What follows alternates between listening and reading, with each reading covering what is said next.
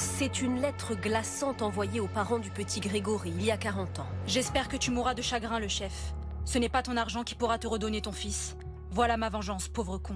Une pièce maîtresse. Et cette fois, ce n'est pas la forme des lettres qui a été étudiée, mais la syntaxe, le style, l'organisation des mots dans les phrases. Cette technique s'appelle la stylométrie et elle peut s'appliquer aussi aux enregistrements. Dans l'affaire Grégory, l'expertise a été menée sur les courriers, mais aussi sur l'appel téléphonique du corbeau revendiquant le meurtre.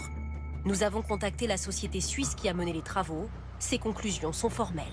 C'est une analyse complémentaire qu'on a faite sur la transcription de l'appel téléphonique. Ce message contient en fait le même style que la lettre de revendication du crime. Donc on a une superbe continuité qui va être très difficile à contester devant la justice.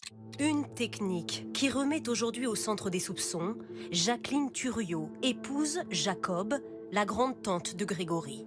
Elle est soupçonnée d'être le corbeau qui s'est vanté par écrit et par téléphone de son meurtre.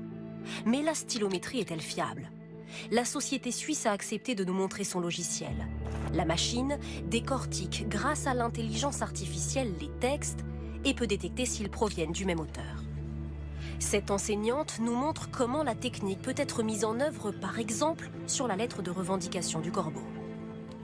Ce qui va nous intéresser, c'est les mots qu'on va répéter souvent, un peu de manière inconsciente, typiquement le « de » ici, ou encore la négation. Pourquoi ? Parce que c'est en comparant ça avec tous les autres textes qui ont été écrits par, en tout cas, le supposé auteur, on va voir se répéter ces unités linguistiques, puisqu'on a en fait un peu cet tic inconscient, cette manière d'écrire, ces manières de parler, c'est pareil, qui nous trahissent en fait. Mais les avocats des époux Jacob contestent ces expertises en stylométrie. Jacqueline Jacob, elle, a réaffirmé hier sa totale innocence.